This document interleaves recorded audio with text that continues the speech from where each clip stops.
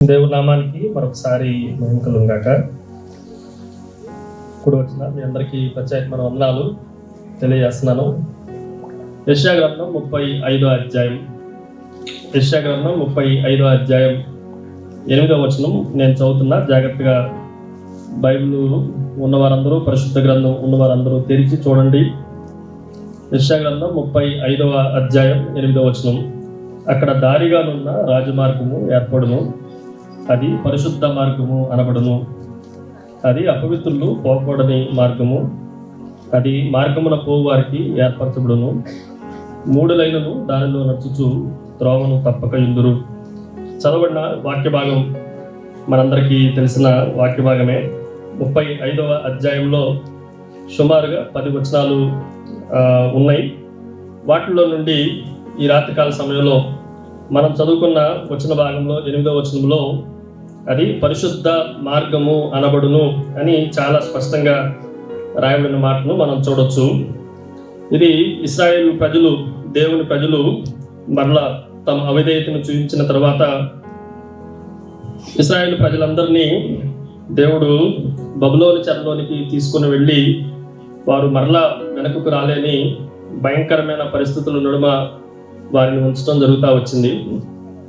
మనం చరిత్రను కొంచెం జాగ్రత్తగా ఆలోచన చేస్తే సుమారుగా 500 మైళ్ళ దూరంలో బబులోను చెరలో నెబుకద్నెజర్ రాజు వారిని తీసుకొని వెళ్ళి ఉంటుండగా వారు ఎట్టి పరిస్థితుల్లోనూ వెనక్కి వచ్చే అవకాశాలు లేని పరిస్థితులు బైబిల్లో మనకు ఎక్కువగానే కనిపిస్తూ ఉంటాయి.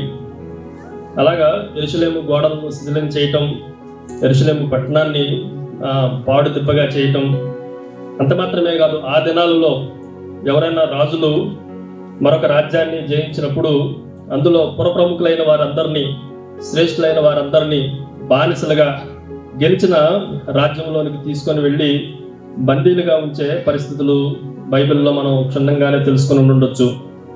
అయితే మరలా వారు ఆ చెరలో నుండి తమ సొంత దేశాలకి, తమ సొంత ప్రదేశాలకి రావాలి అనంటే ఒకటి వారంతటా వారు జయింపబడన్నా రావాలి, లేదు అనంటే ఎవరైతే తీసుకొని వెళ్ళారో వారు జాలితో అన్నా విడిచిపెట్టాలి. ఇలాంటి పరిస్థితుల్లోనే ఇశ్రాయేలీయులు ఆ బబులోను చెరలో నుండి తిరిగి తమ స్వదేశమైన యెరూషలేములోనికి రావాలి అనంటే వారు రావాల్సిన మార్గము ఒక అరణ్యము గుండా ఉంది అనే సత్యాన్ని ఈ రాత్రి మనం ఆలోచన చేయాలి. వారు రావటానికి బయలుదేరొచ్చేమో కానీ వారి ప్రయాణాన్ని ముగించడానికి మాత్రము ఒక భయంకరమైన ప్రదేశము గుండా వారు ప్రయాణం చేయాలి. 500 మైళ్ళ దూరము అంతా అరణ్య భాగమే, అరణ్య ప్రదేశమే. ఈ అరణ్యము గుండా వారిని తీసుకుని వెళ్ళవలసిన పరిస్థితి ఏమన్నా ఏర్పడితే అది మనలాగా రోడ్లు, మనలాగా రవాణా వ్యవస్థ లేని దినాల్లో సైతము వారి మధ్య ఒక ఆశను చిగురించే పరిస్థితి ఏంటి అనంటే వారు నమ్ముకొని, వారు కొలుస్తూ, వారు ఆరాధిస్తూ, వారు పూజిస్తూ ఉన్న దేవుడే వారికి ఒక రాజ్య మార్గాన్ని ఏర్పాటు చేయాలి.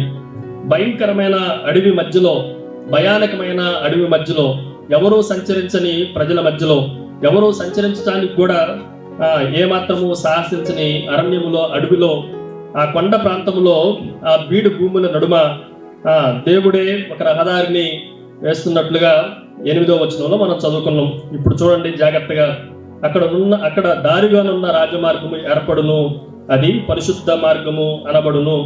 మనం ఒకవేళ ఇప్పుడున్న పరిస్థితుల్లో అరణ్యము ఎలా ఉంటుంది అని మనం ఆలోచన చేస్తే, ఎప్పుడన్నా మీరు ఫోటోగ్రాఫ్స్ కానీ లేదంటే గూగుల్ అత్తను అడిగితే గూగుల్ మ్యాప్స్లో కానీ మీరు చూస్తే అరణ్య ప్రదేశం ఇప్పుడున్న ఇజ్రాయేల్ కానీ, ఇరాక్ కానీ, లేదంటే పాలస్తీనా కానీ, ఈ దేశాల మ్యాపులు మనం జాగ్రత్తగా ఆలోచన చేస్తే అవి ఎంత భయంకరమైన ప్రదేశాల్లో మనకు కనిపిస్తూ ఉంటాయి.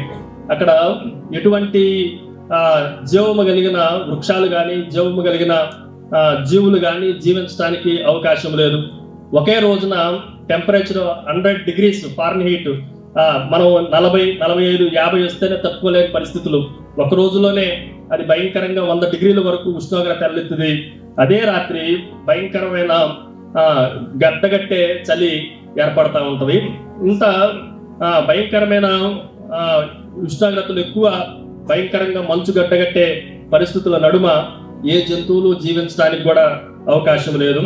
ఇలాంటి భయంకరమైన అరణ్య ప్రదేశాలు మన జీవితాల్లో కూడా ఉంటాయి. మన జీవితం కూడా ఒక అరణ్యమే. ఈ అరణ్యములో మన జీవితాల్లో బాగా ఎచ్చైన ఉష్ణోగ్రతలు ఉంటాయి. ఒక్కోసారి ఏమీ చేయలేక, స్థితి లేక, ఏమీ కదలలేని గడ్డగట్టిపోయే పరిస్థితుల నడుమ మనకు కూడా ఉంటాయి. అనేకమైన క్రూర జంతువులు ఉంటాయి. దోచుకునేవారు, రాబరీ చేసేవారు అనేక మంది ఉండొచ్చు. ఆహారం కనిపించదు, నీళ్లు కనిపించదు. వాళ్ళు ఏ మాత్రం ప్రయాణం చేయాలన్నా, ప్రయాణాన్ని ప్రారంభించడానికి సాహసం చేయాలన్నా కూడా చాలా కష్టతరమైన ప్రదేశంలో దేవుడు ఒక అద్భుతమైన మార్గాన్ని ఏర్పాటు చేస్తా ఉన్నాడు. అవుట్లైన్ రాసుకోండి. ఈ విషయంలో నేను ఆ 8, 9, 10 వచనాల్లో ఉన్న భాగాన్ని 7 హైవేస్ మీకు జ్ఞాపకం చేస్తాను. నెంబర్ 1, మొదటిది రహదారి, రాయల్ రోడ్స్ అంటాం. అంటే రాజులు మాత్రమే ప్రయాణించే మార్గాలు, రోడ్లు అని మనం చెప్పొచ్చు. అలాంటి రోడ్స్ లో మీరు జాగ్రత్తగా ఒక 7 విషయాలు రాసుకోవటానికి ప్రయత్నం చేయండి. ఇంగ్లీష్ లో అయితే అన్ని హెచ్ఈ అనే అక్షరం మీద మీకు జ్ఞాపకం చేస్తాను. నెంబర్ 1, మొదటిది ఇట్ ఈజ్ ఏ హైవే. అది రాజమార్గము. అది ఎలాంటిది అంటే రాజమార్గము, రహదారి. మనం తెలుగులో కూడా రహదారి అంటే రాజులు ప్రవేశించే దారి అనే ఉద్దేశాన్ని కలిగి ఉండాలి. రెండోది ఇట్ ఈజ్ ఏ హోలీ వే. అది పరిశుద్ధ మార్గము. హైవే. రెండోది ఏం చెప్పండి? ఇట్ ఈజ్ ఏ హోలీ వే. అది పరిశుద్ధ మార్గము. మూడోది it is A harmless way. Harmless అంటే ఎటువంటి హాని లేని, ఎటువంటి కీడు లేని మార్గము. ఆ మార్గములో ఎటువంటి క్రూర మగాలు కూడా దరిచేరటానికి అవకాశము దేవుడు అనుగ్రహించట్ల. కాబట్టి ఇట్ ఈజ్ ఏ హార్మ్లెస్ వే. అది హాని లేని మార్గము, హాని లేని దారి. దాని 4వది ఇట్ ఈజ్ ఏ హెవెన్లీ వే. అది పరలోకపు మార్గము. ఎందుకు పరలోక మార్గము అన్నమంటే ఆ మార్గము చక్కగా ఆనందాన్ని, సంతోషాన్ని కలగజేసే గమ్యాన్ని చేర్చేది. అక్కడ ఎటువంటి దుఃఖము, నిట్టూర్పులు ఉండవు. కాబట్టి ఆనందము, సంతోషము పరలోకములోనే మనకు దొరుకుతాయి. కనుక ఇది ఎలాంటిది అనంటే it is a heavenly way. Then 5వది it is a happy way. అది ఆనంద మార్గము లేదంటే సంతోష మార్గము అని కూడా రాసుకోవచ్చు. దెన్ 6వది it is a healthy way. అది ఆరోగ్యకరమైన మార్గము. ఆనందం మాత్రమే కాదు, దేవుడు అందులో ఆనందాన్ని తో పాటు ఆరోగ్యాన్ని కూడా సమకూరుస్తా వచ్చాడు. Finally it is a harvest way. అది ఎలాంటిది అంటే కోత మార్గము లేదంటే పంట మార్గము అని రాసుకోవచ్చు. ఇట్ ఈజ్ ఏ హైవే, రాజమార్గము. రెండోది హోలీ వే, పరిశుద్ధ మార్గము. మూడోది హార్మ్లెస్ వే, అది హాని లేని మార్గము. 4వది హెవెన్లీ వే, అది పరలోక మార్గము. 5వది హ్యాపీ వే, అది సంతోష మార్గము. 6వది హెల్దీ వే, అది ఆరోగ్యకరమైన మార్గము. Finally it is a harvest way, అది పంట మార్గము. ఇటువంటి మార్గాన్ని ఎటువంటి స్థలములో ఏర్పాటు చేస్తున్న దేవుడు అని అంటే దేనికి పనికి రాని బంజర్ భూములో, ఏ మాత్రము ఒక చిన్న గడ్డి పరక కూడా పెరగని భయంకరమైన అరణ్య ఎడారిలో దేవుడు ఇటువంటి మార్గాన్ని ఏర్పాటు చేస్తా ఉన్నాడు. ఈ విషయాలన్నీ మనం జాగ్రత్తగా ఆలోచించే ముందు, అసలు దేవుడు ఒకవేళ రోడ్డు వేయాలి అని అనుకుంటే, దేవుడు మార్గాన్ని ఏర్పాటు చేయాలి అనుకుంటే, అది ఒకవేళ అది రహదారిగా, అది రాజమార్గంగా దేవుడు వేయాలి అనుకుంటే, రాజమార్గాన్ని వేసే ముందు ఆ అరణ్యములో ఉన్న పరిస్థితులన్నిటినీ దేవుడు ఏం చేస్తాడో ఈ రాత్రి మనం ఆలోచన చేద్దాండి. సో ఈ 10 వచనాల్లో ఉన్న విషయాలన్నింటినీ చాలా క్లుప్తంగా, చాలా వేగంగా మీకు జ్ఞాపకం చేస్తూ వస్తాను. జాగ్రత్తగా దేవుని మాటలు వినండి. ఇది ఎలాంటి పరిస్థితి అంటే మన జీవితము అనే అరణ్యములో అనేకమైన భయాలు, ఆందోళనలు, అనేకమైన నిరుత్సాహము, ఇంకా చెప్పాలంటే సందేహాలు నడుమ దేవుడు ఒక నిరీక్షణను, దేవుడు ఒక ఆనందాన్ని, దేవుడు ఒక మార్గాన్ని, దేవుడు ఒక గమ్యాన్ని, దేవుడు ఒక విడుదలను అనుగ్రహించే మార్గముగా ఈ మార్గాన్ని మనం ఆలోచన చేయాలి. అయితే దేవుడు ఎటువంటి పరిస్థితుల నడుమ దీనిని మన కొరకు ఏర్పాటు చేస్తున్నాడో ఆ విషయాలు ఈ రాత్రి మీకు జ్ఞాపకం చేస్తాను. మనకి ఖచ్చితంగా అరణ్య అనుభవాలు మనం బైబిల్లో అనేకమైన విషయాల్లోనే చూస్తూ ఉంటాం. ఉదాహరణకి 7 విషయాలు ఈ రాత్రి మీకు జ్ఞాపకం చేస్తాను, జాగ్రత్తగా వినండి. 35వ అధ్యాయం ఈ 10 వచనాల్లో దేవుడు ఎలాంటి వాటిని మన కొరకు సిద్ధం చేస్తున్నాడో ఈ మార్గాన్ని ఏర్పరచడం ద్వారా, ఈ రాజమార్గాన్ని, పరిశుద్ధ మార్గాన్ని మన జీవితాల్లో వేయటం ద్వారా, పరిశుద్ధ జీవితాల్లోనికి మనల్ని ఆహ్వానించటం ద్వారా దేవుడు ఏం చేయగలుగుతున్నాడు అనే విషయాలు ఈ రాత్రి మీకు జ్ఞాపకం చేస్తాను. మొదటి విషయాన్ని రాసుకోండి. మొదటిది యెషయా గ్రంథం 35వ అధ్యాయం. కొన్ని వచనాలు చదువుతున్నా, జాగ్రత్తగా వినండి. 6వ వచనంలో 2వ భాగం నుండి చదువుతున్నా, లేదంటే ఆ వచనం అంతా చదువుతాను, జాగ్రత్తగా చూడండి. యెషయా గ్రంథం 35వ అధ్యాయం 6వ వచనం. అరణ్యములో నీళ్లు ఉబుకును, అడవిలో కాలువలు పారును. అరణ్యములో ఏమవుతుందని చెప్పండి. అరణ్యము ఎలాంటిది అని అంటే, ఇంతకుముందే మీకు జ్ఞాపకం చేశా. అందులో దాని ఉష్ణోగ్రతలను బట్టి కానీ, దానికి ఉన్న వాతావరణ పరిస్థితులను బట్టి కానీ, అందులో ఎటువంటి గడ్డి పరక కూడా మొలవని భయానకమైన బంజరు బీడు భూముల్లో దేవుడు ఏం చేస్తున్నాడు అరణ్యములో అంటే, అరణ్యములో నీళ్లు ఉబుకును. అరణ్యంలో ఏం చేస్తుంది చెప్పండి, నీళ్లు ఉబుకుతా ఉన్నాయి. ఇంకా చెప్పాలంటే అడవిలో కాలువలు పారును. మరొక వచనాన్ని చదువుతున్నా, అదే వచనంలో నెక్స్ట్ వచనం 7వ వచనంలో ఎండమాములు. ఎండమాములు అంటే ఏంటంటే అర్థం ఏంటి చెప్పండి. ఎండమాములు అంటే ఏంటి అంటే, మనకి కనిపించడానికి ఎండ టైంలో నీళ్ల ఛాయలాగా ఉన్నట్లుగా కనిపిస్తూ ఉంటాయి. అవి మనకు మాయలాగా కనిపిస్తూ ఉంటాయి. చివరికి అక్కడ నీళ్లు ఉన్నాయేమో అని వెళ్తే అక్కడ ఏమీ కనిపించవు. వీటి అరణ్యాల్లో, ఎడారుల్లో ఏమంటారంటే ఓఎస్ఎస్ఎల్ అంటారు. ఇలాంటి భయంకరమైన ఎండమావుల్లో నీటికి ఎక్కడా అవకాశం లేని, నీరు ఉంటది అని చెప్పడానికి కూడా అవకాశం లేని ఆ ప్రదేశాలను దేవుడు ఏం చేస్తుందంటే చెప్పండి, మడుగులు అవుతా ఉన్నాయి.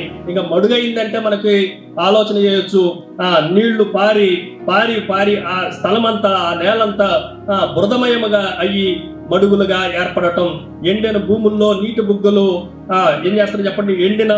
ఈరోజు మన పరిస్థితి ఇది. ఒకవేళ మనము అరణ్యము అనే జీవితంలో ఒకవేళ ఎండిపోయినామేమో, ఒకవేళ మనం బయటికి రాలేని పరిస్థితుల్లో మనం ఉంటున్నామేమో, మన జీవితాల్లో ఏది రిఫ్రెష్మెంట్ లేదేమో, ఒకవేళ మన జీవితాలు ఎండిపోయిన బంజర బీడు భూముల్లాగా మారిపోయాయేమో, ఏది మన జీవితాల్లో ఒక్కటి కూడా ఆశావాదం కలిగి జన్మించడానికి, మనలో మొలికించడానికి ఏమీ లేదేమో, అన్నీ చచ్చుపడిపోయినాయేమో. కానీ దేవుడు రాజ్య మార్గాన్ని ఏర్పరచాలి అని అనుకుంటే దేవుడు ఏం చేయగలడు అంటే, ఇలాంటి అరణ్య పరిస్థితుల్ని దేవుడు మార్చగలడు. జాగ్రత్తగా వినండి. అరణ్యాన్ని దేవుడు తీసివేయట్లా, కానీ అరణ్యాన్ని దేవుడు మారుస్తా ఉన్నాడు. నీ జీవితంలో అరణ్యాన్ని దేవుడు తీసేయడు, కానీ అరణ్యంలోనికి దేవుడు తన కాలును పెట్టడం ద్వారా, దేవుడు తన ఉనికిని తీసుకొని రావడం ద్వారా, దేవుడే ఆ అరణ్యంలోనికి, అరణ్య మార్గంలోనికి ప్రవేశించడం ద్వారా టోటల్ గా అరణ్యమే చేంజ్ అయిపోతుంది. ఈరోజు ఇలాంటి భయంకరమైన ఎండ వేడిమి కలిగిన నీ జీవితాల్లో ఏ మాత్రము మొలికించడానికి, మొలకెత్తడానికి అవకాశము లేని నీ బూడి భూముల్ని దేవుడు పంట కాలువలుగా, అందులో నుంచి మొలకలు ఎత్తడానికి సిద్ధంగా ఉన్న వాటిలుగా దేవుడు మార్చగలడు. ఇంకా చెప్తాను, ఈ అరణ్యములో భయంకరమైన క్రూర మృగాల భయ ఆందోళనలు చాలా మందికి కనిపిస్తా ఉన్నాయి. ఆ ప్రయాణం చేసే వారికి ఈ క్రూర మృగాలే, ఒకవేళ నా ఎన్నుక శత్రువులు రాకపోయినా, నన్ను తీసుకొని చెరలో వేసిన వాళ్ళు రాకపోయినా, ఈ మార్గాల్లో వెళ్తున్నప్పుడు, అరణ్యంలో వెళ్తున్నప్పుడు ఏయో గుట్టనెక్కలో, సింహాలో అవన్నీ వస్తాయి, అవి మమ్మల్ని మింగేస్తాయి అని అనుకొని భయపడుతున్న వాళ్ళకి ఈ అరణ్య మార్గములో దేవుడు మార్గాన్ని ఏర్పాటు చేస్తే చివరికి ఇలాంటి సింహాలను సైతము దేవుడు ఏం చేస్తాం చెప్పండి, తొలగించేస్తాడు. ఆ వచనాన్ని కూడా చదువుతున్నా, చూడండి 9వ వచనం. అక్కడ సింహం ఉండదు, క్రూర జంతువులు దానిలో ఎక్కవు, అవి ఎక్కడ కనబడవు. దేవుడు మార్గాన్ని ఏర్పాటు చేస్తే, దేవుడు ఒకవేళ మనకు దేవుడే ఆ అరణ్యములో మార్గాన్ని ఏర్పాటు చేస్తే ఆ మార్గము ఎలా అద్భుతంగా ఉంటుందో ఈ రాత్రి మనం ఆలోచన చేయాలి.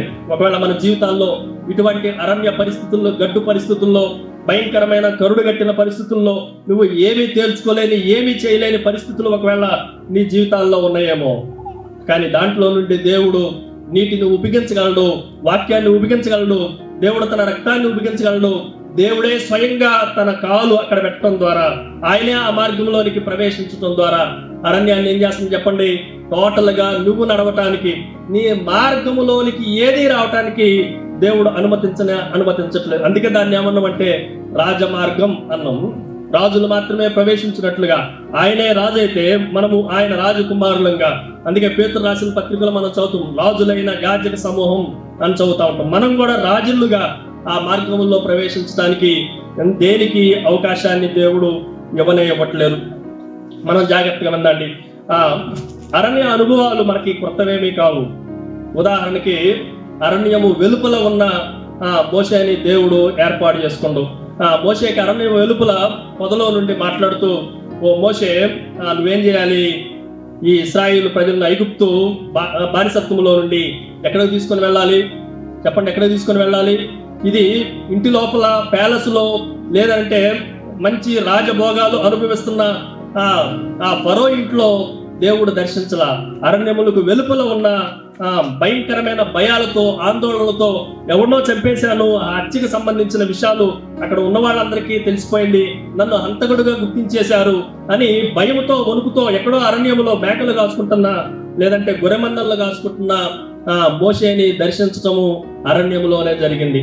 అంత మాత్రమే కాదు, దేవుడు 40 సంవత్సరాలుగా ఐగుప్తు దేశంలో నుండి కనాను దేశంలోనికి ఇశ్రాయేలు ప్రజలను నడిపించడానికి ఇందులో తిప్పిండండి 40 సంవత్సరాలు అంటే అరణ్యములోనే తిప్పుతా ఉన్నాడు. ఇంకో మాట చెప్పాలంటే అరణ్యములోనే శ్రేష్టమైన 10 ఆజ్ఞలు కలిగిన ధర్మశాస్త్రాన్ని దేవుడు ఇశ్రాయేలు ప్రజలకు అనుగ్రహించాడు. సున్నతి ఎలాగ ఉండాలో, పరిశుద్ధ స్థలము ఎలాగ ఉండాలో, ప్రత్యక్ష గుడారం ఎలాగ ఉండాలో, బలులు ఎలాగ ఏర్పాటు చేయాలో, ఇది ఎక్కడ ఏర్పాటిచ్చాడంటే వాళ్ళు ఉన్న చెరలో గాని, వాళ్ళు తీసుకొని వెళ్ళిన పాలస్తీనా మంచి వాగ్దాన దేశంలో గాని దేవుడు ఇవ్వలేదు. కానీ ఈ అరణ్యము అనే ఈ సెంటర్ ప్లేస్ లో దేవుడు వారికి అద్భుతమైన వాటిని ఏమంటే మర్మాలనే దేవుడు వారికి అనుగ్రహిస్తా ఉండు, అద్భుతమైన ప్రత్యక్షతలనే దేవుడు వారికి అనుగ్రహిస్తా ఉన్నాడు. అంత మాత్రమే కాదు, ఇంకొంచెం మనం జాగ్రత్తగా ఆలోచన చేస్తే ప్రపంచంలో ఉన్న బయలుదేవతలందరినీ జయించి 850 మంది దేవతలందరినీ, వాళ్ళందరినీ, దేవతల భక్తులందరినీ, ఇంకా చెప్పాలంటే ప్రవక్తలు అనబడే వారందరినీ జయించి, కానీ ఒక్క స్త్రీకి భయపడిపోయి ఎక్కడికి వెళ్ళిపోయింది చెప్పండి? అరణ్యములోనికి వెళ్ళిండు. అరణ్యములో చాలా నిస్సత్తువతో, మరణాపేక్ష కలిగిన వాడై, నేను చేసింది చాలు ప్రభా, నేను చచ్చిపోతున్నా అని అనుకొని నిరుత్సాహంతో కూర్చున్న ఆయనకి అరణ్యములోనే దేవుడు తగిన శక్తిని ఇచ్చి మరలా ఎక్కడ నడిపిస్తుండో అనంటే చెప్పండి, ఏమి చేయాలనుకుండో అక్కడికి నడిపిస్తుండో. శక్తికి మించిన ప్రయాణాన్ని దేవుడు ఏర్పాటు చేసింది. అక్కడ దాకా ఎందుకండి 40 దినాలు ఉపవాసం ఉండి దేవుణ్ణి, యేసుక్రీస్తు ప్రభుని ఆత్మే ఎక్కడ దోచుకొని పోయింది? అరణ్యములోనికి త్రోసుకొని వెళ్ళిపోయింది. అంత అద్భుతమైన దేవుణ్ణి సాతానే శోధిస్తా ఉంటే 3 శోధనలో వాక్యము చేత జయింపబడటం అరణ్యములోనే జరిగింది. అరణ్య అనుభవాలు మనకేం కొత్త కాదు, కానీ అరణ్యములోనే ఉంటాం మనం. కానీ అరణ్యాన్ని మన కోసము మార్చేసేవాడు దేవుడు. ఈ మాట ఈ రాత్రి మనం ఆలోచన చేయాలి. అరణ్యమును మాత్రమే కాదు, ఇంకా ఏమి మారుస్తాడో మీకు ఈ రాత్రి మీకు ఒక 6 విషయాలు, ఇంకొక 6 విషయాలు మీకు జ్ఞాపకం చేస్తాను. నెంబర్ 1, మొదటి దేవుని మార్చాడండి, అరణ్యమును మార్చేవాడు. ఆయన రహదారి వేస్తే, ఆయన పరిశుద్ధ మార్గాన్ని ఏర్పాటు చేస్తే ముందు ప్రదేశాన్ని మార్చేవాడు. అరణ్య ప్రదేశం ఏమైపోయింది చెప్పండి? ఇప్పుడు రాజ్య ప్రదేశం అయిపోయింది. అది ఎలాంటిదైందంటే పరిశుద్ధమైన ప్రదేశము అయిపోతా వచ్చింది. ఈ విషయాన్ని మనం మనసులో జ్ఞాపకం ఉంచుకోవాలి. 2వ విషయాన్ని మీకు జ్ఞాపకం చేస్తాం. చూడండి, ఇదే 35వ అధ్యాయము 5-6 వచనాలు. 5-6 వచనాలు. 35వ అధ్యాయం యెషయా గ్రంథం 35వ అధ్యాయం 5-6 వచనాలు. గుడ్డివాని కన్నులు తెరవబడును, చెవిటివారి చెవులు విప్పబడును, కుంటివాడు దుప్పివలే గంతులు వేయును, మోగవాని నాలుక పాడవును. నేను నా నోట్స్ లో కూడా అన్ని ఆ అక్షరాల మీద రాసుకొని వచ్చారు, జాగ్రత్తగా రాసుకోండి. మొదటిది అరణ్యాన్ని మార్చిన వాడు. రెండోది దేవుడు మన అవయవాలను కూడా మారుస్తాడు. రెండోది ఏం చెప్పండి? మన అవయవాలు, మన అంగాలను కూడా దేవుడు మార్చేవాడు. దేవుడు ఎలాంటి వాడు అనంటే, ఇశ్రాయేలు ప్రజలు వాళ్ళకి వెళ్ళిన బానిసత్వంలో, వారు ఉంటున్న చెరసాల్లో వాళ్ళ పరిస్థితులన్నీ ఏమైపోయినాయి అంటే, ఒక మాటలో చెప్పాలంటే అన్ని అవయవాలు చచ్చుబడిపోయినాయి. కన్నులు ఏం చేయబడ్డాయండి? మూయబడ్డాయి. చెవులు ఏం చేయబడ్డాయి? మూయబడ్డాయి. నాలుక ఏం చేయబడింది? మూయబడింది. కుంటివారిగా, అవిటివారిగా, వికలాంగులుగా వాళ్ళు మారిపోయారు. అలాంటి వారిని ప్రదేశాన్ని మార్చడమే కాదు, ప్రజలను కూడా దేవుడు మార్చేవాడు. ఇటువంటి అవిటితనం కలిగిన ఇశ్రాయేలు ప్రజలను, ఇటువంటి అవిటితనం కలిగిన దేవుని ప్రజలను దేవుడు అరణ్య మార్గము ద్వారా తిరిగి వారు కోరుకున్న దేవుడు వాగ్దానం చేసిన మార్గానికి నడిపించేటప్పుడు వాళ్ళ భయాల్లో, ఆందోళనలో, గందరగోళాల్లో, సందేహాలతో వాళ్ళ కన్నులు ఎలాగైతే మూసుకుపోయాయో. ఎందుకు మూసిపోయినాయండి అనంటే వారు ఆ బానిసత్వాన్ని చూడలేరు, అక్కడ ఉన్న భయంకరమైన పరిస్థితుల్ని చూడలేరు. ఇటువంటి పరిస్థితుల నడుమ దేవుడు ఏం చేస్తుందంటే, నేను అరణ్యాన్ని ఎలాగూ మార్చానో నువ్వు చూడాలి, నువ్వు ప్రోత్సహించబడాలి, నువ్వు ధైర్యం తెచ్చుకోవాలి. అరణ్యాన్ని మార్చిన దేవుడు నీ అవయవాలు కూడా మారుస్తాను అని నువ్వు ఎరగాలి అని వారి కన్నులు ఏం చేసింది చెప్పండి? వారి గుడ్డివారి కన్నులు ఏమైపోయినాయి? గుడ్డివారి కన్నులు తెరవబడిని. మనం ఒక వ్యక్తిని చూస్తాం, అతడు ఉన్న రథాలన్నింటినీ చూడగలుగుతుండు, సైన్యాలన్నింటినీ చూడగలుగుతుండు, కానీ వాడి కన్నులు దేవుడు తెరిచిన తర్వాత ఆ రథములు వెనక ఉన్న అగ్ని రథములు చూడగలుగుతుండు, ఆ రథములు వెనక ఉన్న దేవుని పరలోక సైన్య సమూహాన్ని చూడగలుగుతా ఉండు. కొన్ని సందర్భాల్లో మనం మనకున్న ఈ భయాల్లో, ఆందోళనలో, సందేహాల్లో, మనకున్న వణుకుల్లో, మనకున్న ఈ అరణ్య పరిస్థితుల్లో, మన చుట్టూ ఉన్న పరిస్థితుల్లో చూస్తూ దేవుడు మనకు కలగజేసిన పరిస్థితులను మనం చూడలేకపోతున్నాం. అందుకనే ఇప్పుడు ఏం తెరవబోతున్నాడు అనంటే, ఆయన మన కన్నులను తెరవబోతా ఉన్నాడు. రెండవది, చెవులు ఎందుకు తెరవవలసి వచ్చింది అనంటే, అప్పుడు వరకు వీళ్ళు మీరు బానిసలు బానిసలు బానిసలు, మీరు మిమ్మల్ని మేము కొనుక్కున్నాము, వెండితో కొన్నాము, మీ నగరాలను కాల్చివేశాము, మీ పట్టణాలను కాల్చివేశాము, నీ మందిరంలో ఉన్న ఉపకరణములన్నిటినీ మా దేశంలోనికి తీసుకుని వచ్చాము అని ఇవే వినపడతా ఉన్నాయి. మీరు ఓడిపోయిన వారు అని మాత్రమే వినపడతా ఉన్నాయి. కానీ దేవుడు వాగ్దానాన్ని ఇస్తాడు. వాగ్దానాన్ని విను విను విను విను. ఈ వాగ్దానాన్ని నీ కోసమే, ఈ మార్గము నీ కోసమే ఏర్పాటు చేయబడింది. ఇది నీ కన్నులు తెరవబడటం మాత్రమే కాదు, నీ చెవులు కూడా తెరవబడాలి అని దేవుడు వారి చెవులను కూడా తెరుస్తా ఉన్నాడు. కొంతమందికి వాగ్దానాలు లోపలికి వెక్కవు, దేవుని వాక్యము లోపలికి వెళ్ళదు. వాళ్ళ చెవులు ఉన్నవాడు వినుడుగాక అని దేవుడు ఎందుకున్నాడంటే, చెవులు లేకనా అంటే చెవులు ఉన్నాయి కానీ చెవులు ఏం చేయబడ్డాయి అనంటే మూసుకుపోయినాయి. కొంతమందికి ఇక్కడ కూర్చున్నా కూడా, దూరంగా ఉండి వింటున్నా కూడా వాళ్ళ చెవులు మూసుకుపోతుంటే, ఈ చివరి రాత్రుల్లో దేవుడు ఏం చెప్తుందంటే, నీ కోసం ఒక రహదారిని వేస్తున్నా, పరిశుద్ధ మార్గాన్ని నీ కోసం వేస్తున్నా. ఎందుకు అనంటే నీ చెవులు తెరవబడాలి. కొంతమందికి ఇంకేమున్నాయి చెప్పండి? మూడోది, కుంటివాడు దుప్పు వలె గంతులు వేయను. వీళ్ళకి ఆ చెరసాల్లో ఉండి ఆ కాళ్ళకి చేతులకు బొండాలు వేసి వేసి వేసి భయంకరంగా వాళ్ళు నడవలేని పరిస్థితుల్లో, అరణ్యములో మేము ప్రయాణం చేయలేము, మా బ్రతుకు ఇక్కడే, ఎవడన్నా వచ్చి లేపుకొని వెళ్తే మంచిది అనుకున్నట్లుగా ఆ బెతెస్దా కోనేటి దగ్గర 38 సంవత్సరాల నుండి వీడు లెగవనట్లుగా కోనేటిలోనికి వస్తుంది, దేవుని దూత నీళ్లు కరిగిస్తుంది, వీడు కనీసం డొల్లుకుంటైనా పడవచ్చు అందులోకి 38 సంవత్సరాల నుండి. అంటే యేసుక్రీస్తు కన్నా సీనియర్ వీడు, కానీ వాడు లెగవటానికి మాత్రము వాడికి లేదు. కానీ దేవుడు రాజ్య మార్గాన్ని ఏర్పాటు చేస్తే, దేవుడు పరిశుద్ధ మార్గాన్ని ఆ అరణ్యములో ఏర్పాటు చేస్తే, అరణ్యముగా ఉన్న నీ జీవితంలోనికి దేవుడు మార్గాన్ని వేస్తే, ఆ మార్గంలోనికి ఒకసారి నువ్వు కుంటివాడివైన అవిటివాడివైన గంతులేస్తూ దుప్పివలే నువ్వు పరిగెత్తుతూ, దానికోసము నీ అవయవాలు దేవుడు మారుస్తా ఉన్నాడు. ఇంకా కిందకు వస్తే చివరికి మోగవాని నాలుక పాడును. వాళ్ళు ఆ బానిసత్వములో ఆ చెరసాల్లో నోరులు మూసుకున్నారు.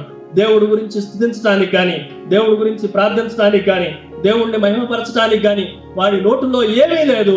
కానీ ఇక్కడికి ఎప్పుడైతే వాళ్ళ నోరులు తెరవబడ్డాయో, ఆ పై వచనాల్లో మనం చదువుతాం, వారు ఉల్లసించి సంతోషంతో సంగీతం, 2వ వచనంలో నేను చదువుతున్న 2వ వచనం 2వ భాగం, అది బహుగా పూయుచు ఉల్లసించును, ఉల్లసించి సంగీతములను పాడును. వాళ్ళు ఏం చేస్తున్నారు చెప్పండి? వీళ్ళ నోరులు తెరవబడ్డాయి. వీరు నోటితో దేవుణ్ణి స్తుతించటం మనం చూడొచ్చు. ఇంత కఠినమైన, కఠోరమైన, నిర్జలమైన ఈ అరణ్య ప్రదేశములో దేవుడు ఏం మారుస్తుందంటే, అరణ్యమును మాత్రమే కాదు, రెండోది మన అవయములను కూడా దేవుడు మారుస్తా ఉన్నాడు. మనం చూసే విధానము మారిపోతా ఉండాలి. ఒకప్పుడు ఇలాగే క్రిస్మస్, సెమీ క్రిస్మస్ వేడుకల్లో ఒక స్కిట్ వేస్తా ఉన్నారంట. ఆ స్కిట్ కి అసలు పైన ఉన్న థీమ్ ఏంటంటే క్రిస్మస్ లవ్. ఏంటి థీమ్ ఏంటి చెప్పండి? క్రిస్మస్ లవ్, క్రిస్మస్ యొక్క ప్రేమ. ఇంగ్లీష్లో చదువుకున్న పిల్లలకి క్రిస్మస్ అంటే రాయొచ్చు, CHRISTMASLOVE, లవ్. ఇది ఒక్కొక్కళ్ళు ఒక్కొక్క లెటర్ పట్టుకొని పొట్రేట్ చేయాలి. వీళ్ళంతా ఈ 13 మంది సండే స్కూల్ పిల్లలు 2-3 తరగతులు చదువుతున్న వాళ్ళు వచ్చారంట. అందులో క్రిస్మస్లో ఎం అనే ఒకటి ఉంది కదా, ఎం అనే లెటర్ పట్టుకున్నవాడు, వాడు చిన్నపిల్లవాడు, అప్పటికే స్కిట్ అయిపోవస్తుంది, నిద్ర వస్తూ ఉంది, దాన్ని ఉల్టా కొట్టుకున్నాడంట. అంటే ఎమ్మ కాస్త ఏమైంది చెప్పండి, డబ్ల్యూ అయిపోయింది. దూరం నుంచే చూసేవాడికి ఎలా కనిపిస్తుంది అంటే క్రైస్ట్ వాజ్ లవ్, క్రీస్తే ప్రేమ. అవును, క్రీస్తు ప్రేమే. క్రిస్మస్ లవ్ కాదు అది. ఆ రోజున వాళ్ళు కళ్ళులు తెరవబడ్డాయి. యేసుక్రీస్తు నిన్న ప్రేమే, యేసుక్రీస్తు నేడు ప్రేమే, యేసుక్రీస్తు రేపు ప్రేమే. Christ was love, Christ is love, Christ will be love. ఈరోజు మనం చూసే కన్నులు, మనోనేత్రాలు తెరవబడతా ఉంటాయి. కొన్ని సందర్భాల్లో ఇలాంటి చిన్న చిన్న పొరపాట్లు కూడా దేవుడు తన ప్రేమను ఏంటో రుచి చూడటానికి మన కన్నులు తెరుస్తూ ఉంటాడు. చూసే విధానం మారిపోతా ఉంటుంది. అందుకే మన అవయవాలను దేవుడు ఏం చేస్తాడు చెప్పండి, ఈ రాజమార్గంలోనికి రండి, మీ అవయవాలు మార్చబడతా ఉంటాయి. 3వ విషయాన్ని మీకు జ్ఞాపకం చేస్తాం. పైన వచనం కొంచెం పైకి వెళ్తున్నా చూడండి, 4వ వచనంలో 3-4 వచనాలు. సడిలన చేతులను బలపరచుడి, తొట్టిల్లు మోకాళ్లను దృఢపరచుడి, తత్తరిల్లు హృదయములతో ఇట్లనుడి, భయపడక ధైర్యముగా ఉండి. ఈ వచనాలన్నిటికీ 3-4 వచనాలకి నేను రాసుకున్న మాట ఏంటంటే, దేవుడు మన ఆయాసమును కూడా మారుస్తాడు.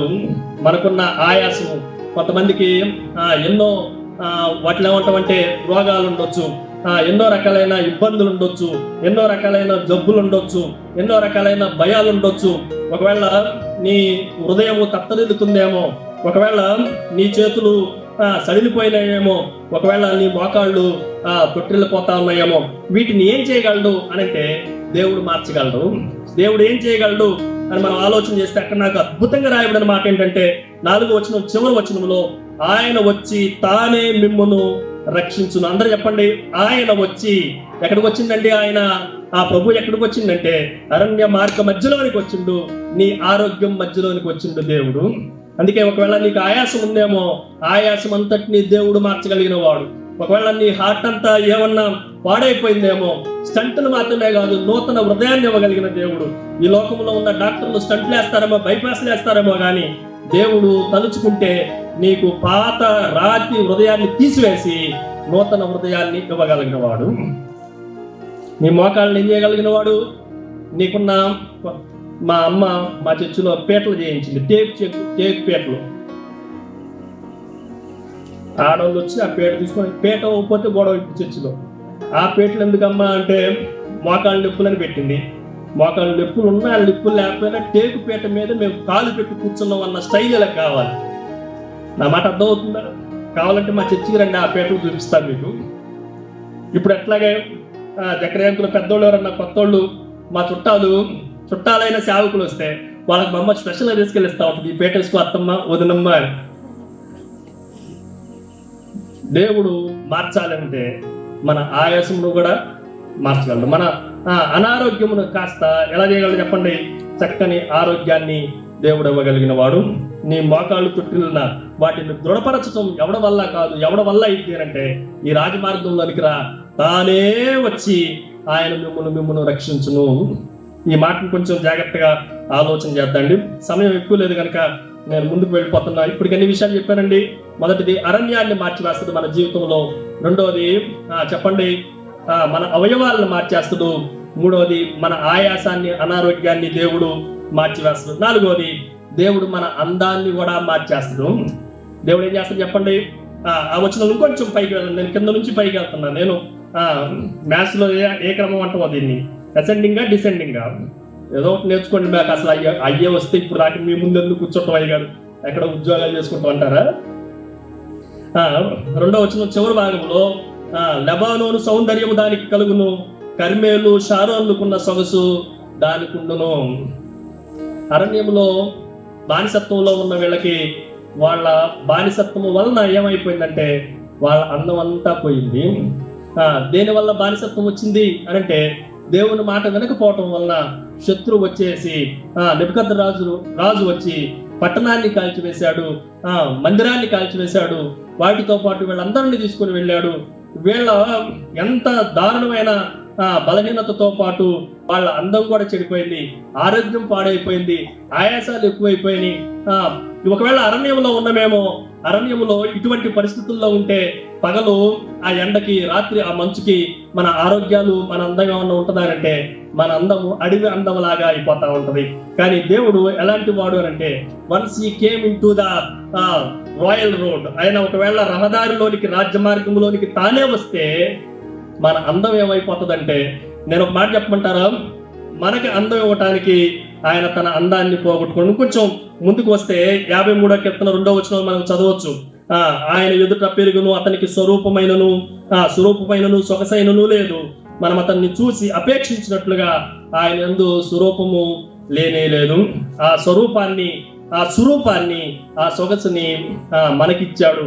చెరసాలలో నుండి మనల్ని విడుదల కలగజేయటానికి రాజ్య మార్గమును ఏర్పాటు చేసిన వాడు, పరిశుద్ధ మార్గమును ఏర్పాటు చేసిన వాడు. పాపం వల్ల, అపరాధము వల్ల, శాపం వల్ల, రుగ్మత వల్ల, ఏదో ఒక రకమైన దాని వల్ల నువ్వు ఒకవేళ అందాన్ని పోగొట్టుకుని ఉంటే దేవుడు తిరిగి నీకు సొగసును అనుగ్రహించాడు. బ్యూటిఫుల్ 3 cities ఏంటంటే ఇవే. ఏమేమి చెప్పండి? Lebanon, Carmel, Sharon. దానికన్నా ఇంకా బ్యూటిఫుల్ ఏంటి అని అంటే ఏదేను. ఇంత ఏదేను లాంటి అందాన్ని తిరిగి యేసుక్రీస్తు ప్రభువే నీకు ఇవ్వగలడు. ఆ అందం కావాలి అంటే ఎక్కడ రావాలి? నువ్వు రాజ మార్గంలోనికి వచ్చి నిలవబడాలి. పరిశుద్ధ మార్గంలోనికి నిలబడటాన్ని నువ్వు నేర్చుకోవాలి. దెన్ 5వది, ఆయన మన అందాన్ని మాత్రమే కాదు, 5వ విషయాన్ని మీకు జ్ఞాపకం చేస్తున్నా. యెషయా గ్రంథం 35వ అధ్యాయం 8వ వచనం. అక్కడ దారిగానున్న రాజమార్గము ఏర్పడును, అది పరిశుద్ధ మార్గము అనబడును, అది అపవిత్రులు పోకూడని మార్గము. ఎవరు పోకూడని మార్గం అంటే చెప్పండి? అపవిత్రులు పోకూడదు. కానీ ఎవరు పోవచ్చు అని రాయబడింది అని మనం ఆలోచన చేస్తే 9వ వచనంలో 2వ లైన్లో 3వ లైన్లో విమోచింపబడిన వారే అక్కడ నడుచుదురు. ఎవరు నడవకూడదు అంటే అపవిత్రులు నడవకూడదు. ఎవరు నడవగలరు అంటే విమోచింపబడిన వారే నడవగలరు. ఒక మాటలో చెప్పాలంటే దేవుడు మన అపరాధములను, అపవిత్రతలను సహా మార్చేస్తాడు. దేవుడు మన అపరాధములు ఎలా మారుస్తుందంటే ఆయనే మన అపరాధములు, మన పాపములు తార మీద వేసుకొని మన అపరాధములను, మన అపవిత్రత అంతటిని సమస్తము పోగొట్టినట్లుగా, మనము హిమము వలె, మంచుగా వలె తెల్లగా ఉన్నట్లుగా ఆ అపరాధములన్నిటినీ, పాపములన్నిటినీ తానే మోసి మనల్ని విడుదల కలగజేసేవాడు. ఇప్పుడు మనము విమోచింపబడిన వారం. మనం ఎవరని చెప్పండి? యేసుక్రీస్తు రక్తము చేత విమోచింపబడిన వారం. విమోచన కార్యం మనకు జరిగింది. ఆయన వెలబెట్టి మనల్ని, నన్ను నిన్ను కొన్నాడు. అంత మాత్రమే కాదు, ఆయన తన స్వరక్తం ఇచ్చి సంపాదించిన వారం మనము ఆయన సొత్తు. అందుకనే మనము విమోచింపబడిన వారం. మన అపరాధములన్నిటినీ, మన అపవిత్రత అంతటిని దేవుడు ఏం చేయగలడు చెప్పండి? మార్చగలడు. ఎన్ని విషయాలు చెప్పానంటే 5 విషయాలు మీకు జ్ఞాపకం చేశాను. మొదటిది అరణ్యమును మార్చగలడు. రెండోది రెండోది అవయవాలను మార్చగలడు. మూడోది ఆయన మన ఆయాసమును, అనారోగ్యమును మార్చగలడు. 4వది ఆయన మన ఆనందాన్ని మార్చగలడు. దెన్ 5వది ఆయన మన అపరాధములను కూడా మార్చగలడు. అంత మాత్రమే కాదు, ఒకవేళ మనము దుఃఖములో ఉంటే ఆయన మన దేనికి మార్చగలడు చెప్పండి? ఆనందముగా కూడా మార్చగలడు. మొదటి వచనంలోనే ఆ వచనాన్ని మనం చదువుతాం. అరణ్యమును, ఎండిన భూమియు. నాకు అసలు ఈ స్టార్టింగ్ వచ్చిన దగ్గరే చాలాసేపు చెప్పొచ్చు. అరణ్యము, ఎండిన భూమి ఎలా సంతోషిస్తుందండి? మీరు ఎప్పుడన్నా ఎండిన భూమి సంతోషంగా ఉంటుందా లేదంటే కేకలు వేస్తుందా? ఒక చుక్క నీళ్లు వేయండి వర్షము కోసం ఎదురు చూస్తా అది మూలుగుతా ఉంటుందా, సంతోషిస్తుందా? అంటే అరణ్యమైన, ఎండిన భూమి అయినా యేసుక్రీస్తు ప్రభు ఉంటే సంతోషమే. ఒకవేళ నీది పాడైన గోతి అయినా, నువ్వు భయంకరమైన వాడివైనా సరే, నీకు ఎవరుండాలి చెప్పండి? ఎవరుండాలి? ప్రభు ఉంటే, ప్రభు వేసిన మార్గం ఉంటే. 2వ వచనంలో కూడా అడవి ఉల్లసించి, అడవి అంటే అందులో ఏ మనుషుడు ప్రవేశించడానికి అవకాశం లేదు, క్రూర మృగములు నివసించేవే. అదే అధ్యాయం చివరి వచనాలకు వస్తే అక్కడ రాయబడింది, వారు ఆనంద సంతోషములు గలవారై వచ్చేదురు. ఈ మాట నాకు భలే నచ్చిందండి. ఎగిరిపోవును అని రాయబడింది. ఏమి ఎగిరిపోతాయి అంటే చెప్పండి? దుఃఖమును, నిట్టూర్పును ఎగిరిపోవును. ఎగిరిపోతే ఎగిరిపోయినాయి, కానీ ఎక్కడికి ఎగిరిపోయినాయి అని నేను ధ్యానం చేస్తే ఇవన్నీ ఎక్కడికి ఎగిరిపోయినాయి అంటే ప్రభువు మీదకే ఎగిరిపోయినాయి. తాను పొందిన గాయముల చేత మనకేం కలిగిందంటే చెప్పండి? స్వస్థత కలిగింది. ఆయన దుఃఖించువాడుగా, ఆయన దుఃఖాక్రాంతుడుగా ఆయన అయిపోతే మనకు ఆనందాన్ని, ఉల్లాసాన్ని, సంతోషాన్ని మన మీదకి ఇచ్చాడు. అందుకే మనం ఎలాగ మార్చబడతామంటే ఆనందంగా కూడా మార్చబడతా ఉంటాం. ఉన్నారా ఇక్కడ? మొదటి మెసేజ్లోనే అయిపోతే ఇంకో రెండో మెసేజ్ ఉంది, అయ్యగారు వదలదు ఈ రాత్రి, జాగ్రత్తగా వినండి. ఎన్ని మీరు మార్చారు అయ్యగారు, ఇంకేం ఉంది, ఇంకా అయ్యగారు ఇంకేం మారుస్తారా అని ఈ రాత్రి దేవుని వాక్యం కొరకు ఆశ కలిగిన వారమే ఉండాలి. అందరూ చెప్పండి. మొదటిది అరణ్యమును, మన జీవితంలో అరణ్యమును మార్చగలిగిన వాడు. రెండోది మన అవయవాలను మార్చగలిగిన వాడు, మన ఆయాసాలను మార్చగలిగిన వాడు, మన అందాన్ని మార్చగలిగిన వాడు. తర్వాత ఏం చెప్పండి, మన అపరాధములను, అపవిత్రతను మార్చగలిగిన వాడు, మన ఆనందమును కూడా మార్చగలిగిన వాడు. ఫైనల్లీ 7వది, మరలా 8వ వచనం చూడండి. 8వ వచనం, అక్కడ దారిగానున్న రాజమార్గమును, అది తెలుగు తర్జుమాలో చాలా విచిత్రంగా తర్జుమా చేశారు. తెలుగు తర్జుమాలో ఉన్న ఒక సవరణగా దాన్ని మనం ఆలోచన చేయాలి. ఇంగ్లీష్లో అలాగ లేదు. అక్కడ తెలుగు ట్రాన్స్లేషన్ వరకు చెప్తాను, జాగ్రత్తగా ఉండండి. అక్కడ ఎలా రాయాలంటే, అక్కడ నున్న దారిని రహదారిగా ఏర్పడునని రాయాలి. అక్కడ ఏమని రాయబడింది? ఇప్పుడు మీరు చదివితే కూడా అర్థం కాదు. అక్కడ దారిగా నున్న రాజమార్గం ఏర్పడి అంటే అర్థం ఏంటి? అక్కడ నున్న దారిగా చూడండి, అక్కడ దారిగా నున్న రాజమార్గము ఏర్పడును. అసలు మనకి సెంటెన్స్ ఫార్మేషన్ కూడా సరిగా కనిపించట్లేదు. కానీ అక్కడ ఎలా ఉండాలంటే, అక్కడ నున్న దారి రాజమార్గముగా ఏర్పడును. అక్కడ ఉన్న దారి ఎలా ఏర్పడుతుందని చెప్పండి? రాజమార్గముగా ఏర్పడును. నా నోట్స్లో ఏమని రాస్తున్నానంటే, దేవుడు మన అడ్డదారులన్నిటినీ రహదారులుగా మార్చగలిగిన వాడు. దేవుడు ఎలాంటి వాడు చెప్పండి? ఇప్పుడు దాకా నువ్వు ఏ అడ్డదారిలో తిరిగినో మనకు తెలియదు. ఇప్పుడు వరకు మనం ఎటువంటి మార్గాల్లో మనం తిరిగామో తెలియదు. కానీ ఏ దారిలో నడిచినా, ఇప్పుడు దాకా నువ్వు ఏ మార్గంలో నడిచినా, కొంతమంది భక్తిహీనుల మార్గంలో నడిచారు, కొంతమంది బిలాము మార్గంలో నడిచారు, కొంతమంది కయ్యోను మార్గంలో నడిచారు, కొంతమంది నాశనానికి లోనయ్యే మార్గాల్లోకి నడిచారు, కొంతమంది మరణశాలలకు దారి తీసే దారుల్లో నడిచారేమో. కానీ ఇటువంటి అడ్డదారులన్నిటిలో నడిచిన నిన్ను దేవుడు నీ దారిని ఏం చేయగలిగిన వాడు అనంటే రాజమార్గముగా మార్చగలిగిన వాడు. మీకు అసలు హైవే ఎలా వేస్తారో, రాజమార్గాన్ని ఎలా వేస్తారో మీకు జ్ఞాపకం చేస్తా. అన్ని మార్గాల కన్నా రాజమార్గం చాలా హైట్గా ఉంటుంది. అన్ని మార్గాల కన్నా ఈ మార్గం ఎలా ఉంటుంది చెప్పండి? రాజమార్గము ఆ దినాల్లో రాజులు మాత్రమే సంచరించడానికి ఉండే మార్గం. ఇది ఎలాంటిదంటే, వాళ్ళు ఎక్కడి నుంచి ఎక్కడికి వెళ్ళాలో, ఒక డెస్టినీ టు డెస్టినీ, ఒక గమ్యము నుండి మరొక గమ్యానికి, ఒక స్టార్టింగ్ పాయింట్ నుండి ఒక ఎండింగ్ పాయింట్ వరకు ఏ మార్గాన్ని వేయాలో మిగతా మార్గాలన్నిటికన్నా ఈ రాజమార్గము ఎత్తులో ఉంటుంది. అందరూ చెప్పండి, ఈ రాజమార్గం ఎలా ఉంటుంది చెప్పండి? ఎత్తులో ఉంటుంది. రెండింటికి గమ్యం ఉంటుంది. అంటే ప్రారంభము ఎక్కడో, చివరికి ముగింపు ఎక్కడో, రెండింటికి తెలిసిన వంటిది. మిగతా దారులంతా అక్కడ దాకా వెళ్ళొచ్చు, అక్కడ నుంచి తెప్పొచ్చు, ఇంకోవైపు తెప్పొచ్చు, అక్కడ ఆపేసి తర్వాత కావాలంటే 4 వే చేస్తాం, 6 వే చేస్తాం అని అనొచ్చు. కానీ ఈ రాజమార్గం అలా ఉండదు. వన్స్ వేసారు అని అంటే స్టార్టింగ్ పాయింట్, ఎండింగ్ పాయింట్ రెండు ఉంటాయి. 3వది, అది ఎత్తు మాత్రమే కాదు, ప్రారంభము ముగింపు మాత్రమే కాదు, అది ఎప్పుడు కాపలా కాయబెడతా ఉంటుంది. ఆ మార్గములోనికి ఏ పశువు రావటానికి లేదు, ఏ మనుషుడు రావటానికి లేదు. ఎవడు అనుకోకుండా అందులోనికి ప్రవేశించడానికి అవకాశము లేకుండా అది కాపలా కాయబడే మార్గం. అంత మాత్రమే కాదు, ఈ మార్గము ఎప్పుడూ ఓపెన్ గానే ఉంటది. ఈ మార్గం, రాజమార్గం ఎప్పుడు క్లోజింగ్ ఉండదు. మిగతా రోడ్లన్నీ ఇది ఈ మార్గాన్ని ఈ రోజు వరకే. ఇప్పుడు ఒకవేళ మేము మీటింగ్ అయిన తర్వాత 12 గంటలకి వెళ్ళాలి అంటే కొన్ని రోడ్లు మూసేశారు. అర్థమవుతుందా? ఈ టైం తర్వాత మీరు సంచరించడానికి లేదండి అన్నారు. కరోనా టైంలో మన రోడ్లన్నీ మూయబడ్డాయి. కానీ ఈ కరోనా కాదు, కరోనా కన్నా మించింది వచ్చిన ఈ రాజమార్గము, ఈ పరిశుద్ధ మార్గము ముయ్యబడదు. ఇప్పుడు జాగ్రత్తగా వినండి. ఈ మార్గము ఎవరు అనంటే, అన్నిటికన్నా ఎత్తుగా వేయబడిన ఆ కల్వరి మార్గమే, ఆ గొల్గోతా మార్గమే రాజమార్గము. అదే పరిశుద్ధ మార్గం. అంతకన్నా మించి హైట్ లో కనపడే ఏ మార్గము మనకి కనిపించదు. దానికి ఒక డెస్టినీ ఉంది. ఎక్కడి నుంచి ఎక్కడికి తీసుకెళ్లాలంటే, మనల్ని ఈ లోకము నుండి, ఇది స్టార్టింగ్ పాయింట్ అయితే, రక్షణ పొందిన మనల్ని పరలోకానికి తీసుకెళ్లే ఏకైక మార్గం. మీకు ఒక మాట జ్ఞాపకం చేస్తా. చార్లెస్ స్పర్జన్ అనే దేవుని సేవకుడు చెప్పిన మాట ఏంటంటే, భూమి మీద మహా పెద్దవారు అనుకునే గొప్పవారు ఇంజనీర్స్ అందరూ అగాధాల మీద, సముద్రాల మీద, నదుల మీద, వీటి మీద ఆనకట్టలు కట్టారు, బ్రిడ్జిలు కట్టారు, మార్గాలను ఏర్పాటు చేశారు. పెద్ద శాస్త్రవేత్తలు అనుకున్న వాళ్ళంతా, పెద్ద బిల్డర్స్ అనుకున్న వాళ్ళంతా, వాళ్ళు సొరంగాలను తవ్వారు, కొండలను తవ్వారు, వాటి మీద కూడా మార్గాలను ఏర్పాటు చేశారు. ఇంకొంచెం అడ్వాన్స్డ్గా ఉన్నవాళ్ళు ఇంకొంచెం ముందుకొచ్చి ఆకాశములో కూడా మేము మార్గాన్ని కనిపెట్టాం అని రైలు, రోడ్డు రవాణా వ్యవస్థలన్నీ ఏర్పాటు చేయాలి.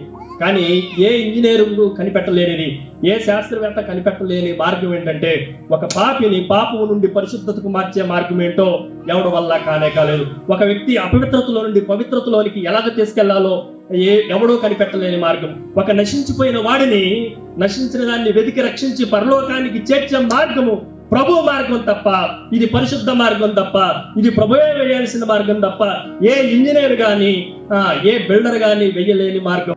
అందుకే ఈ మార్గానికి ఒక స్టార్టింగ్ పాయింట్ ఉంది, ఒక ఎండింగ్ పాయింట్ ఉంది.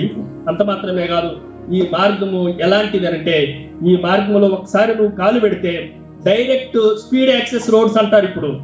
అంటే చాలా వేగంగా ఇన్స్టెంట్ గా కలిసిపోవచ్చు. కానీ ఈ రాజమార్గం ఎలాంటిదంటే ఇక్కడ ఉన్న ఏ రోడ్డు అంత స్పీడ్గా కనిపించదు. ఒకవేళ నువ్వు ఈ మార్గంలోనికి వస్తే నువ్వు అడుగుపెట్టిన మరుక్షణము నిన్ను కలుసుకునే దేవుడు. ఒక మాట చెప్పంటారా, పరలోకంలో వెంటనే చేర్చిన వ్యక్తి ఎవరు ప్రభుతో పాటు అంటే సిలువలో ఆయనతో పాటు సిలువలో ఎవరు చెప్పండి, పక్కన ఉన్న దొంగ. ఏమన్నా టైం పట్టిందా ఆ రోడ్లో తీసుకెళ్ళటానికి? ఏమన్నా ఈ రోజు కాదండి 2 రోజులు పట్టిద్ది, ట్రాఫిక్ అంతరాయం కలిగింది, పోలీసు వాళ్ళు వచ్చారు ఆపారు అంటానికి ఏమన్నా ఉందంటే ఎవడు నిన్ను ఆపనేవడు, ఏ క్రూరముఖము నీ దారిలోనికి రానే రాదు. ఎలాంటిదంటే నువ్వు వచ్చిన మరుక్షణము నిన్ను పరలోకానికి కన్ఫర్మ్ టికెట్ లాగా మార్చేసే మార్గం. అంత మాత్రమే కాదు, it is open for all. ఈ రాజమార్గం ఎలాంటిదేనంటే ఇక్కడ కూర్చున్న ఎవడైనా సరే ఈ మార్గంలోనికి ప్రవేశించవచ్చు. ఈ మార్గంలో వీళ్ళే వెళ్ళాలి అన్నది ఏమీ లేనే లేదు. ఒకవేళ అపవిత్రులైనా సరే వాళ్ళని దేవుడు విమోచించి మార్చగలడు. అక్కడ ఇంకో మాట రాయబడింది, 3 లైలను దానిలో నడుచుచు త్రోవకు తప్పక యుందురు. 3 కూడా త్రోవ తప్పకుండా ఎలా ఉంటారు అంటే దానిని ఏర్పాటు చేసిన వాడు, దానిలో నడిపించేవాడు అంత సమర్థత కలిగిన వాడు. ఇది ఎత్తైన మార్గము, అది కలవరి మార్గం. ఒకసారి ఈ మార్గంలోనికి రాగలవా ఈ రాత్రి? ఒకవేళ ఒక్క అడుగు నువ్వు ఈ మార్గంలో వేయగలిగితే, ఈ మార్గంలోకి వచ్చి నిలవడు, ఈ మార్గంలో నిలిచి చూడు, ఈ మార్గాన్ని గురించి ఆలోచించు, ఈ మార్గాన్ని గురించి విచారించు, ఇదే మేలైన మార్గం అని ఒకసారి నువ్వు అడిగి తెలుసుకో. ఈ మార్గంలోనికి రా. ఈ మార్గంలోనికి వచ్చిన తర్వాత ఈ మార్గము అందరికీ ఓపెనే కానీ అందరూ ఇష్టానుసారంగా నడిచే మార్గం కాదు. అందుకే దీన్ని ఏమన్నాం అంటే ఇరుకు మార్గం అన్నాం. ఇది ఎంత స్పీడ్ అంటే దేవుడు నిన్ను కలుసుకోవటానికి మధ్యలో ఎవ్వరూ అడ్డురానే రారు. ఎవడో నిన్ను ఆపటానికి, నీ కాలు పట్టుకొని వెనకకి లాగటానికి అవకాశం లేనే లేదు. కాబట్టి ప్రభుతో కలుసుకునటానికి ఈ పరిశుద్ధ మార్గంలోనికి, ఈ రాజ మార్గంలోనికి ఈ రాత్రి నువ్వు రాగలిగితే దేవుడు నిన్ను చక్కగా పరలోకంలోనికి తీసుకొనగలడు. అలా రావాలి అంటే ఆ జీవాన్ని అనుభవించు. అలా రావాలంటే ఆ రక్షణ ఏంటోను అనుభవించు.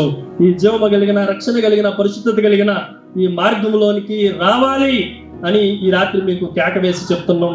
ఆ మార్గాల గురించి విచారించడానికే, ఆ మేలైన మార్గం గురించి తెలుసుకొనటానికే ఈ 4 దినాల మీటింగులు, సభలు జరుగుతూ ఉన్నాయి. ఈ రాత్రికాల సమయంలో ఈ మార్గంలోనికి రావటానికి ప్రయత్నం చేద్దండి.